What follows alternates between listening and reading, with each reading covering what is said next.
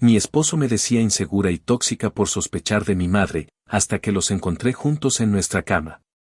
En Navidad reproduje los audios donde se burlaban de mí frente a toda la familia. Nadie volvió a mirarlos igual. Llevo meses tragándome todo esto mientras la mitad de mi familia me trata como si yo fuera la loca del problema y no las dos personas que me destruyeron la vida. Tengo 34 años y hasta hace unos meses creía que tenía un matrimonio bastante estable. No perfecto, obviamente, pero estable. Mi esposo Ryan y yo llevábamos juntos casi 9 años y casados poco más de 5. Vivíamos en Ohio, en una casa normal en un vecindario tranquilo, los dos con trabajos normales, una rutina aburrida pero cómoda. Yo trabajo en administración para una clínica privada y él vendía seguros. No éramos ricos ni nada parecido, pero teníamos una vida decente. Pagábamos nuestras cuentas, salíamos algunos fines de semana y hablábamos incluso de intentar tener hijos el próximo año. Mi relación con mi madre nunca fue realmente buena, pero durante mucho tiempo intenté convencerme de que era complicada y no directamente tóxica. Ella siempre tuvo esa necesidad enfermiza de competir conmigo. Desde que era adolescente hacía comentarios raros sobre mi cuerpo, mi ropa o cualquier hombre que se acercara a mí. Si alguien me hacía un cumplido, ella encontraba la manera de convertirlo en algo sobre ella.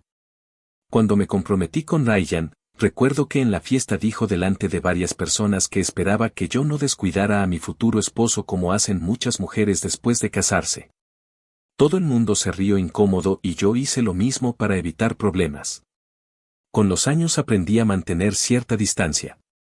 La veía en cumpleaños, Navidad, Thanksgiving y alguna que otra comida familiar. Eso era suficiente para no tener peleas constantes. Ryan sabía que mi relación con ella era complicada, pero al principio parecía entenderlo. De hecho, durante mucho tiempo pensé que él era una de las pocas personas que realmente me apoyaba cuando mi madre hacía alguno de sus comentarios pasivo-agresivos. Todo empezó a cambiar el año pasado.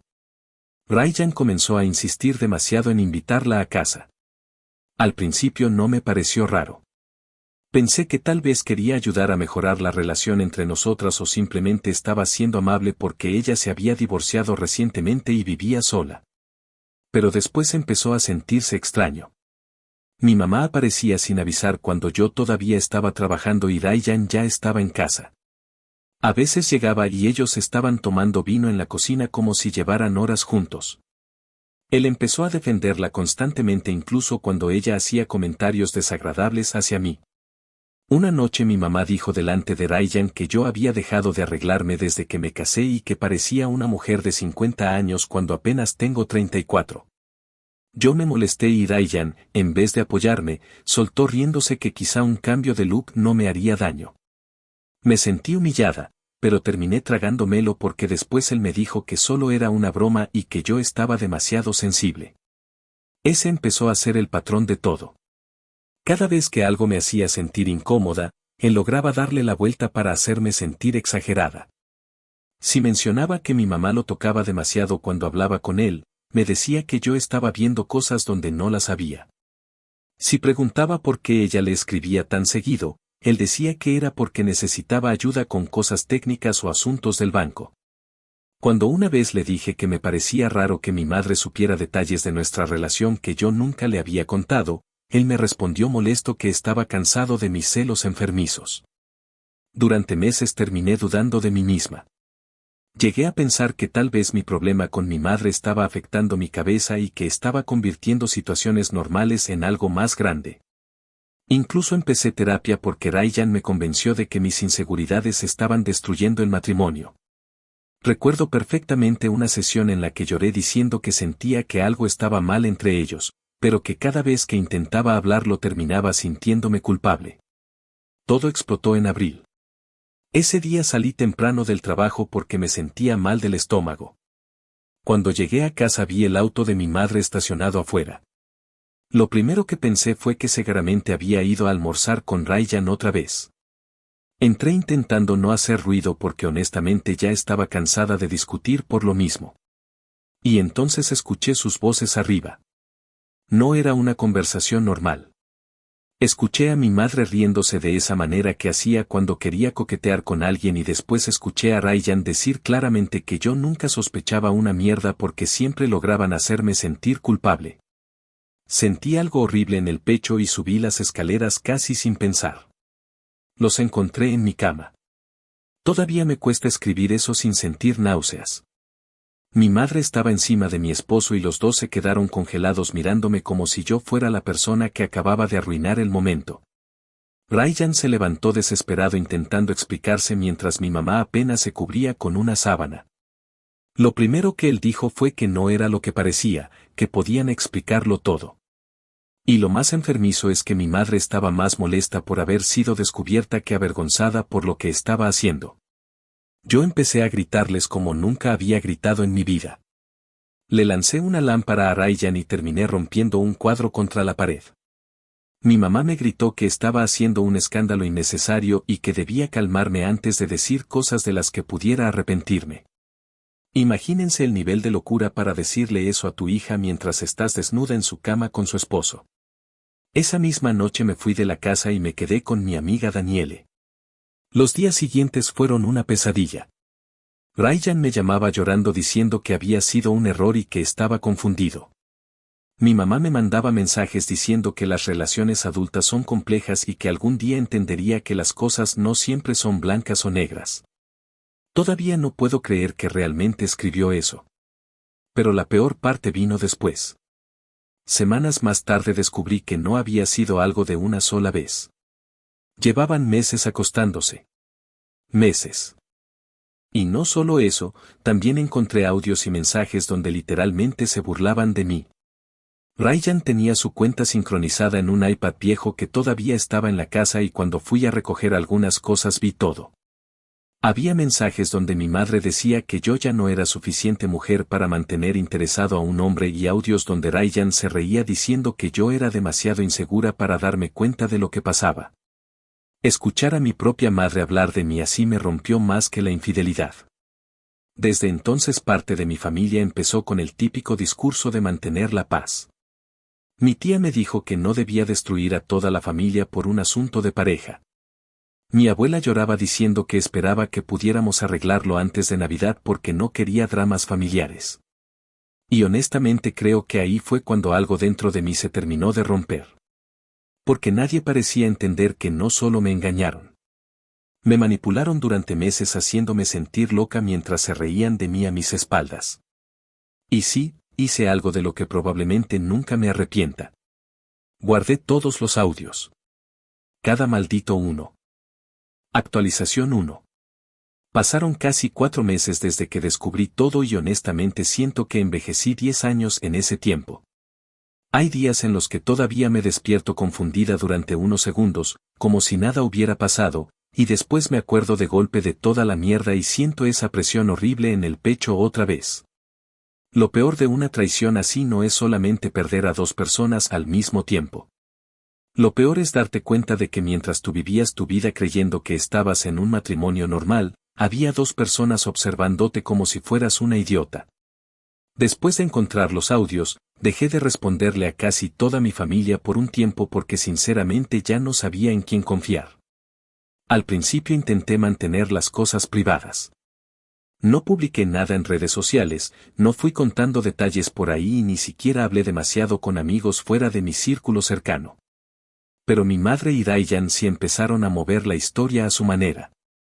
Ryan le decía a la gente que habíamos atravesado problemas de pareja desde hacía años y que las cosas simplemente se salieron de control.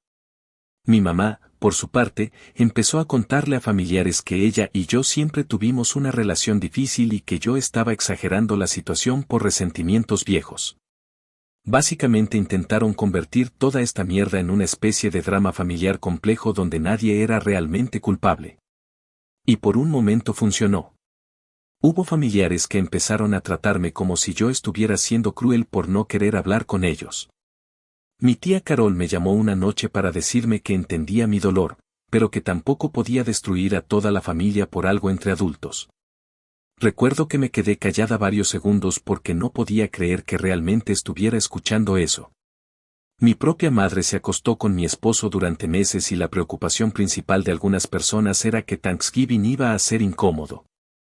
Lo más enfermizo es que mientras más tiempo pasaba, más cosas empecé a descubrir. Daniele fue quien me convenció de dejar de encerrarme y empezar a hablar con ciertas personas porque, según ella, había demasiadas cosas raras alrededor de toda la situación. Y tenía razón. Resulta que varias personas habían notado comportamientos extraños entre Ryan y mi madre mucho antes de que yo los descubriera. Mi prima Heather me confesó que durante una barbacoa familiar en verano vio a mi mamá sentada demasiado pegada a Ryan mientras yo estaba adentro preparando comida. Dice que en un momento mi madre le acomodó el cuello de la camisa y él le agarró la mano durante unos segundos. Heather me contó que le pareció incómodo, pero que asumió que quizá estaba interpretándolo mal. Después me dijo algo que honestamente me dolió muchísimo escuchar. Me confesó que no me dijo nada porque Ryan siempre parecía tan tranquilo y yo me veía tan feliz que no quiso meter ideas en mi cabeza. Otra de mis tías me llamó semanas después para decirme que mi madre siempre había necesitado atención masculina de una manera enfermiza.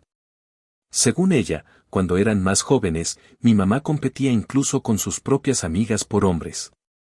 Me contó historias que jamás había escuchado en mi vida porque toda la familia siempre escondió sus problemas debajo de la alfombra para mantener las apariencias. Pero la conversación que realmente me dejó destruida fue con mi papá. Mis padres llevan divorciados desde que yo tenía 14 años. Después del divorcio nunca tuvieron una relación buena, pero él jamás habló mal de mi madre delante de mí. Nunca. Incluso cuando yo me quejaba de ella, él siempre intentaba mantenerse neutral. Por eso la llamada que me hizo en junio todavía me da vueltas en la cabeza. Me invitó a almorzar y al principio hablamos de cosas normales. Mi trabajo, el divorcio, como estaba durmiendo. Pero en un momento se quedó callado mirando la mesa y me dijo que había algo que llevaba años guardándose porque pensó que protegerme era mejor que destruir la imagen que yo tenía de mi madre. Ahí fue cuando me contó que durante su matrimonio ella tuvo varias aventuras y que una de ellas fue con el prometido de su propia hermana. Yo literalmente sentí que el cerebro se me apagó unos segundos. Le pregunté si estaba hablando en serio y me dijo que sí. Resulta que pasó cuando yo era pequeña y que la familia hizo todo lo posible para ocultarlo porque mi abuela no quería escándalos. Mi tía dejó de hablarle durante mucho tiempo y al final terminaron reconciliándose superficialmente por presión familiar, pero nunca volvieron a confiar realmente la una en la otra. Cuando escuché eso entendí algo horrible. Lo que mi madre hizo conmigo no fue un accidente ni una locura momentánea. Era un patrón. Ella llevaba décadas haciendo mierda las relaciones de otras mujeres para sentirse validada. Y honestamente creo que esa realización me dolió incluso más que descubrir la infidelidad. Porque ya no podía seguir diciéndome que tal vez todo había sido producto de una mala decisión o de un momento de debilidad. No, mi madre disfrutaba sentirse elegida por hombres que pertenecían a otras mujeres. Y en esta ocasión decidió hacerlo con el esposo de su propia hija. Mientras tanto Ryan seguía intentando comunicarse conmigo de maneras cada vez más desesperadas. Primero fueron mensajes larguísimos hablando de arrepentimiento y de cuánto me amaba. Después empezó a mandarme correos diciendo que mi madre lo había manipulado emocionalmente porque él estaba pasando un mal momento en el matrimonio. Luego cambió completamente el tono y comenzó a ponerse agresivo cuando entendió que yo no iba a volver con él. Una noche me llamó completamente borracho y me gritó que yo había destruido su vida por no manejar las cosas como adulta. Según él, exponer detalles de la infidelidad a la familia fue peor que la propia infidelidad. Recuerdo que me quedé escuchándolo unos segundos en silencio mientras pensaba que ese hombre realmente había perdido la cabeza. Me estaba reclamando por avergonzarlo después de acostarse con mi madre en nuestra cama durante casi un año. Lo bloqueé después de esa llamada. Pero incluso bloqueándolo seguían llegándome cosas. Amigos en común me contaban que Ryan prácticamente había quedado aislado socialmente. Algunos compañeros de trabajo escucharon rumores y empezaron a hacer comentarios a sus espaldas. Uno de sus amigos más cercanos dejó de hablarle completamente después de enterarse de todo porque su propia esposa había conocido a mi madre varias veces en reuniones y decía que le daba asco pensar en cómo actuaban. Delante de todos. Mi madre tampoco la estaba pasando bien, aunque honestamente no siento demasiada pena por ella. Según mi abuela, varios familiares dejaron de invitarla a reuniones porque nadie quería lidiar con el ambiente incómodo que generaba. Pero incluso así seguía sin asumir responsabilidad real. Cada vez que hablaba con alguien encontraba la manera de victimizarse. Mi abuela intentó convencerme de verla para cerrar heridas y acepté solamente porque necesitaba escucharla una última vez. Nos encontramos en una cafetería y fue una de las conversaciones más vacías y perturbadoras de mi vida. Mi madre pasó casi toda la charla hablando de sí misma. Dijo que se sentía sola, que el divorcio la había afectado emocionalmente y que Ryan le prestó atención cuando ella estaba vulnerable. Después empezó a llorar diciendo que nunca quiso hacerme daño y que las cosas simplemente ocurrieron. Yo le pregunté directamente si alguna vez pensó en mí mientras se acostaba con mi esposo. Y ella me respondió algo que creo que nunca voy a olvidar. Me dijo que los hombres cambian cuando una mujer deja de hacerlos sentir deseados y que quizá yo llevaba demasiado tiempo enfocada en el trabajo y no en mi matrimonio. En ese momento entendí que no había absolutamente nada que salvar entre nosotras. No sentí tristeza. Ni siquiera rabia. Solo sentí asco. Me levanté, le dejé dinero sobre la mesa para pagar mi café y me fui sin despedirme. Y mientras manejaba de regreso a casa entendí algo que me costó meses aceptar: la persona que más me destruyó no fue Ryan. Fue mi propia madre. Actualización 2. Han pasado varios meses desde la última vez que escribí y honestamente creo que recién ahora estoy empezando a entender el tamaño real del daño que me hicieron. Al principio todo era puro enojo y adrenalina. Estaba tan concentrada en sobrevivir al divorcio, a las llamadas familiares y a toda la humillación pública que no había tenido tiempo de procesar nada de verdad. Pero cuando el ruido empezó a bajar, cuando dejaron de llegar mensajes todos los días y la gente comenzó lentamente a seguir con su vida, me quedé sola conmigo misma y ahí fue cuando todo me golpeó realmente. Volver a vivir en la casa sola fue muchísimo más difícil de lo que esperaba. Durante semanas dormí en la habitación de invitados porque no soportaba entrar a mi propio dormitorio. Cada rincón tenía algo que me recordaba a Ryan o a mi madre. Había cosas pequeñas que me destrozaban más que los grandes recuerdos. Ver una taza favorita de él todavía en la cocina. Encontrar una nota vieja escrita por mi mamá en una receta familiar dentro de un cajón. Escuchar el sonido de un auto estacionándose afuera y sentir durante medio segundo el impulso automático de pensar que alguno de los dos había llegado. La terapia empezó a ponerse más intensa también. Mi terapeuta me hizo notar algo que me dejó pensando durante días. Me dijo que yo no solo estaba atravesando una traición matrimonial, sino también una ruptura emocional mucho más vieja relacionada con mi madre. Y tenía razón. Mientras más hablaba de mi infancia, más cosas empecé a recordar que antes normalizaba porque crecí dentro de ese ambiente. Empecé a acordarme de cómo mi madre siempre arruinaba momentos importantes para mí. El día de mi graduación universitaria apareció usando un vestido blanco ajustadísimo y pasó toda la fiesta hablando de lo joven que todavía se veía. En mi boda se emborrachó y terminó bailando demasiado pegada con varios amigos de Ryan mientras yo intentaba disfrutar la recepción. Incluso recuerdo que después de la luna de miel hizo comentarios sobre lo atractivo que le parecía a mi esposo delante de mí y de otras personas.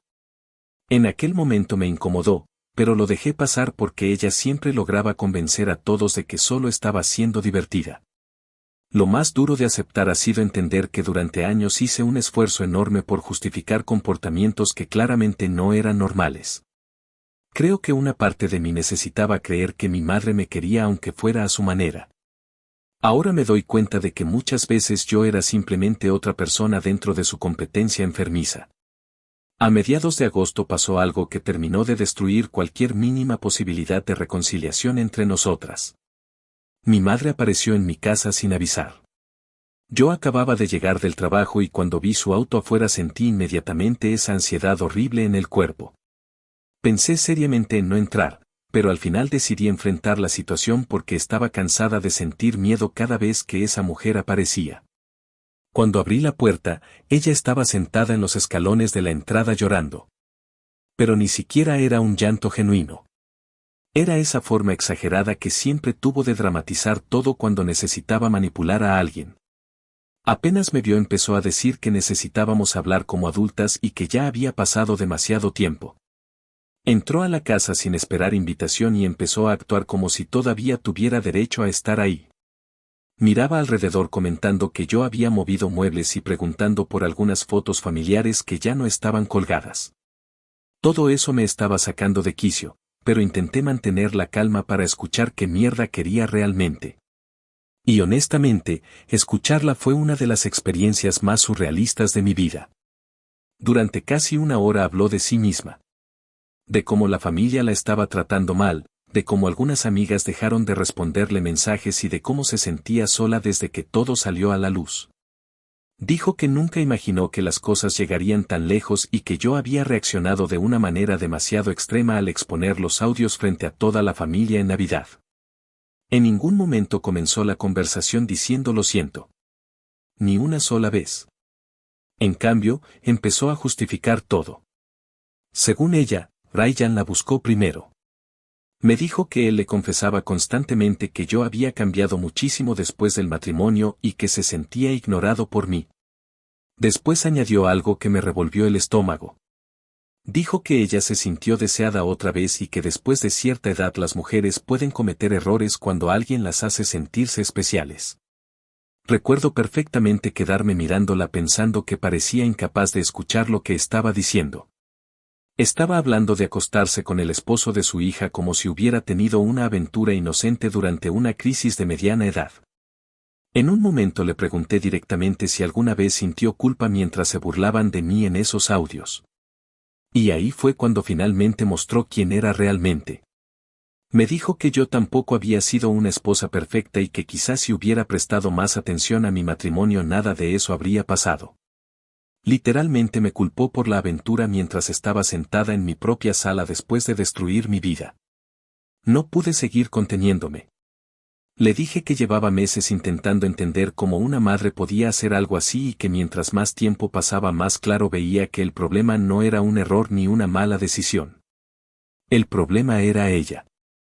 Le dije que toda su vida había necesitado sentirse superior a otras mujeres y que esta vez simplemente cruzó el límite más asqueroso posible porque disfrutó ganarme incluso en algo tan enfermo como acostarse con mi esposo. Ella se quedó callada unos segundos y después soltó una frase que todavía me da asco recordar.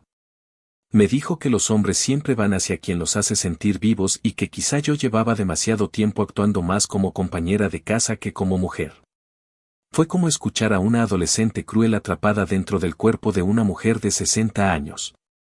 Ahí exploté completamente. Le dije que se fuera de mi casa y que no quería volver a verla jamás. Ella intentó seguir hablando, empezó a llorar otra vez y dijo que yo estaba disfrutando castigarla porque siempre la había juzgado. Incluso llegó a decir que algún día iba a arrepentirme de cortar relación con mi propia madre porque cuando ella muriera yo cargaría con esa culpa para siempre. Y honestamente creo que esa fue la última manipulación que necesitaba escuchar para terminar de soltarla emocionalmente. Porque por primera vez en toda mi vida no sentí culpa. No sentí miedo de herirla. No sentí esa obligación automática de protegerla emocionalmente aunque ella nunca me protegiera a mí. Solo sentí cansancio. Le abrí la puerta y le dije que si volvía a aparecer sin avisar iba a llamar a la policía. Mi madre me miró como si yo fuera una desconocida. Creo que en ese momento finalmente entendió que ya no tenía control sobre mí. Después de que se fue terminé sentada en el piso de la cocina llorando durante casi una hora. No porque la extrañara ni porque quisiera arreglar las cosas, sino porque entendí que realmente había perdido a mi familia tal como la conocía. Hay algo muy duro en aceptar que tu propia madre no siente empatía real por el dolor que te causó. Y mientras yo intentaba reconstruirme, Ryan seguía haciendo el ridículo. Por alguna razón ese hombre creyó que todavía podía recuperar algo conmigo. A finales de septiembre me mandó un correo larguísimo diciendo que había empezado terapia, que entendía finalmente el daño que me causó y que necesitaba verme para disculparse cara a cara. Lo ignoré completamente. Entonces empezó a escribirle a Daniele y a otras amigas mías para preguntar cómo estaba yo. Una de ellas terminó bloqueándolo porque se puso insistente y empezó a victimizarse diciendo que estaba pagando demasiado caro por un error. Pero la parte más patética vino después. Resulta que Ryan intentó volver con mi madre después de todo el escándalo. Sí, el mismo hombre que decía estar arrepentido y destruido emocionalmente terminó buscándola otra vez. Y lo sé porque mi propia abuela me llamó furiosa para contarme que mi madre se apareció llorando en su casa diciendo que Ryan ahora estaba obsesionado con ella y no la dejaba tranquila. ¿Y saben qué hizo mi madre? Lo rechazó. Después de destruir mi matrimonio, mi relación familiar y prácticamente toda mi estabilidad emocional, ni siquiera terminó quedándose con él. Según mi abuela, mi madre dijo que Ryan ya no le interesaba porque toda la situación se volvió demasiado problemática. Cuando escuché eso me quedé en silencio unos segundos y después empecé a reírme como una loca. Creo que fue la primera vez en meses que me reí de verdad. Porque al final todo esto no fue una gran historia de amor prohibido ni una conexión emocional profunda como ellos intentaron vender al principio. Fue puro ego, calentura y necesidad enfermiza de validación. Y destruyeron mi vida por eso. Actualización final. Ha pasado poco más de un año desde el día en que encontré a mi madre y a Ryan en mi cama y honestamente siento que recién ahora estoy saliendo de una especie de niebla mental. Durante muchísimo tiempo viví en automático. Iba al trabajo, regresaba a casa, intentaba dormir, repetía lo mismo al día siguiente y trataba de no derrumbarme en medio del supermercado o manejando sola porque cualquier cosa podía dispararme un recuerdo. Hay gente que cree que después de una traición así lo más difícil es el momento del descubrimiento, pero no. Lo más difícil viene después, cuando ya pasó el escándalo y te toca reconstruir una vida completa mientras sigues cargando preguntas que probablemente nunca tendrán respuesta. Durante meses me obsesioné intentando entender cómo dos personas que decían quererme pudieron hacerme algo tan cruel durante tanto tiempo sin sentir culpa.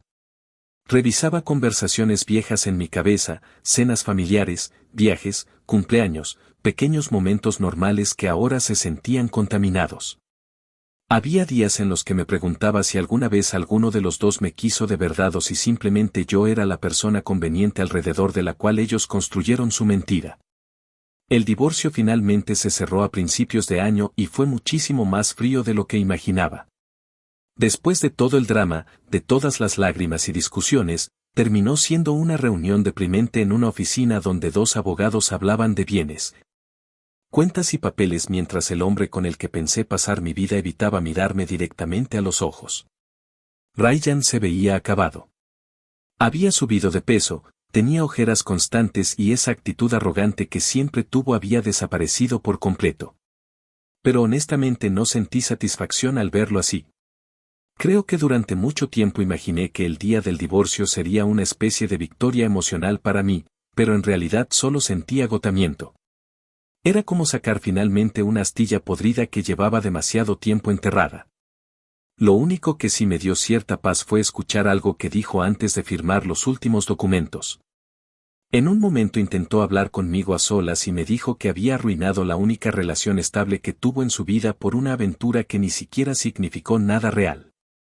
Dijo que después de que todo explotó intentó convencerse de que estaba enamorado de mi madre para justificar lo que hizo, pero que con el tiempo entendió que gran parte de la relación era simplemente adrenalina, ego y la sensación de estar haciendo algo prohibido.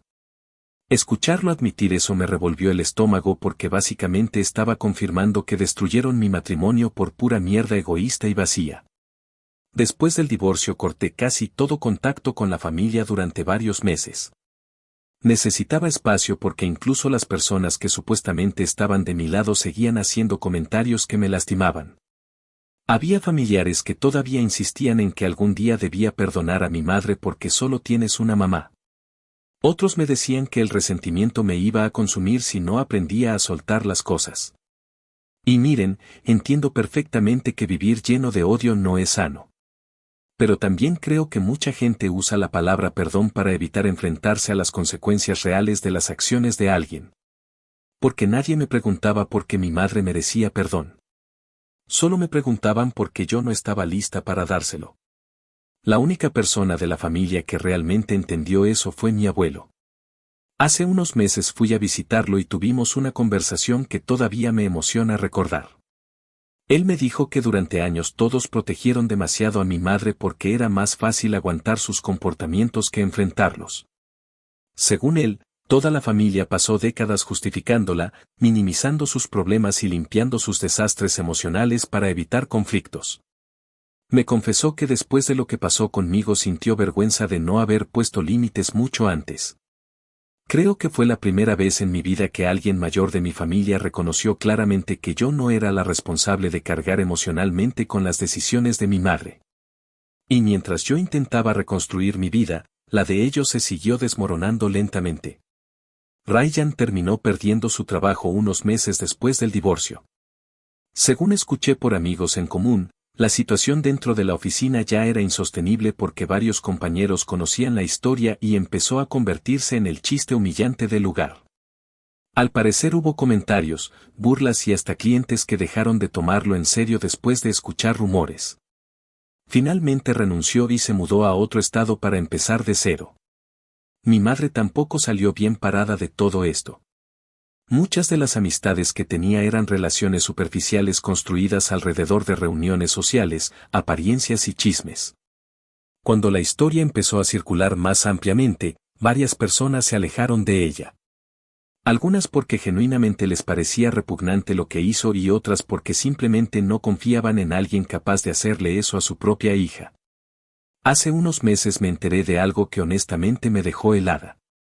Una amiga vieja de mi madre, alguien que la conoce desde hace décadas, me escribió para decirme que esto no era ni siquiera la primera vez que destruía una relación seria por sentirse deseada.